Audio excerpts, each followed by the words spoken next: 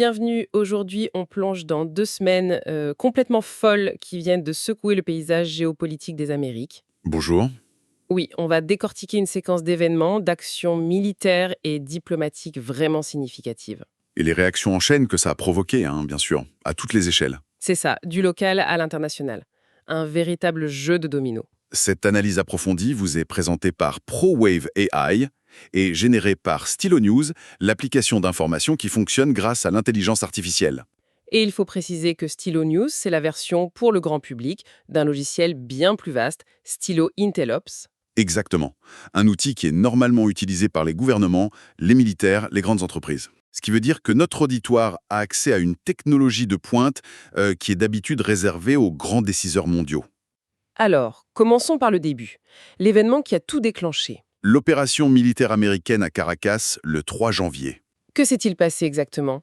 Qu'est-ce que nos sources nous disent? Eh bien, les sources concordent sur une opération coup de poing, menée par les forces spéciales américaines, la Delta Force. Avec un soutien de la CIA, j'imagine. Oui, un soutien logistique et de renseignement de la CIA.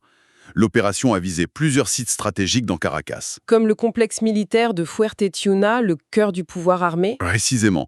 Et l'objectif principal a été atteint, la capture du président vénézuélien Nicolás Maduro et de son épouse Cilia Flores. Une opération d'une telle envergure, ça ne se fait pas sans heurts. Il y a eu des victimes. Oui, et c'est un point très sensible. Le président Trump a affirmé qu'il n'y avait eu aucune victime américaine. Mais du côté vénézuélien et de leurs alliés. C'est là que ça se complique. Le gouvernement cubain a officiellement annoncé la mort de 32 de ses officiers. 32? Ah oui, quand même. Oui, ils étaient en mission de conseil auprès de l'armée vénézuélienne. Ce qui montre bien la profondeur de l'alliance entre La Havane et Caracas. Tout à fait. Une coopération militaire qui dure depuis des décennies. Et quelle a été la justification officielle de Washington pour une action aussi directe? L'administration Trump a mis en avant deux arguments principaux. La sécurité nationale américaine et la lutte contre le, je cite, narcoterrorisme. D'accord.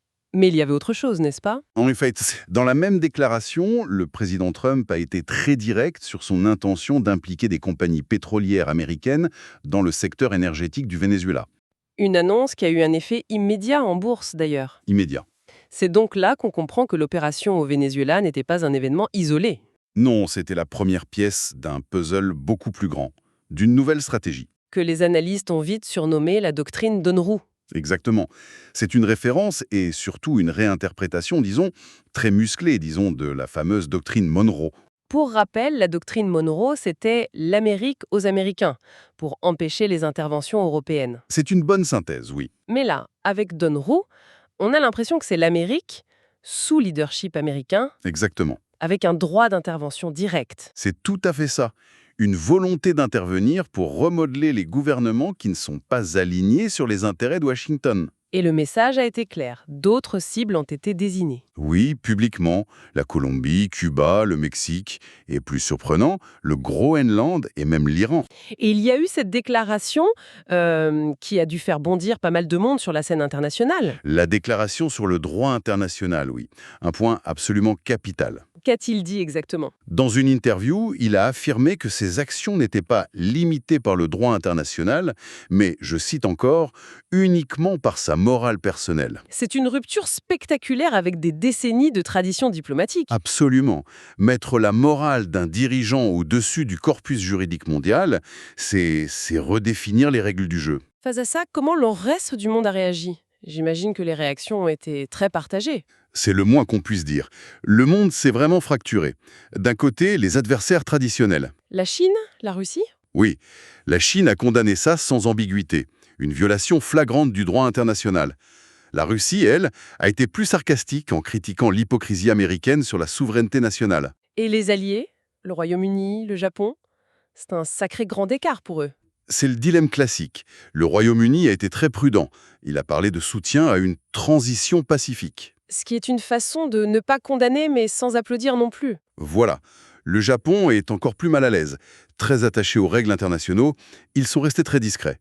Et l'ONU? Le Conseil de sécurité s'est réuni, mais sans surprise, il a été paralysé par les vétos. Au cœur de la tempête, en Amérique latine, j'imagine que les tensions sont montées d'un cran. C'est là qu'elles sont les plus vives, oui. Les gouvernements de gauche, notamment. La Colombie, le Mexique? Le président colombien Gustavo Petro et la présidente mexicaine Claudia Sheinbaum ont tous les deux fermement rejeté toute idée d'intervention américaine sur leur sol. Un message très clair. Très clair. Mais à l'inverse, on voit d'autres pays s'aligner sur Washington. L'Équateur, par exemple, a déployé 10 000 soldats à sa frontière. Officiellement pour lutter contre les cartels, mais le timing n'est pas anodin. Évidemment. Et ces actions ont des conséquences qui dépassent la diplomatie. C'est-à-dire, En Colombie, le groupe rebelle de l'ELN a immédiatement sauté sur l'occasion pour appeler à une alliance des insurgés contre l'impérialisme américain. donc une action extérieure qui finit par renforcer des adversaires intérieurs. C'est l'un des effets pervers, oui. Et puis il y a l'impact sur la vie civile, Ah oui, l'aviation. La FAA américaine a émis des avertissements très sérieux sur l'espace aérien du Pacifique, près de l'Amérique centrale. à cause de l'activité militaire. Activité militaire accrue et risque d'interférence avec les signaux GPS.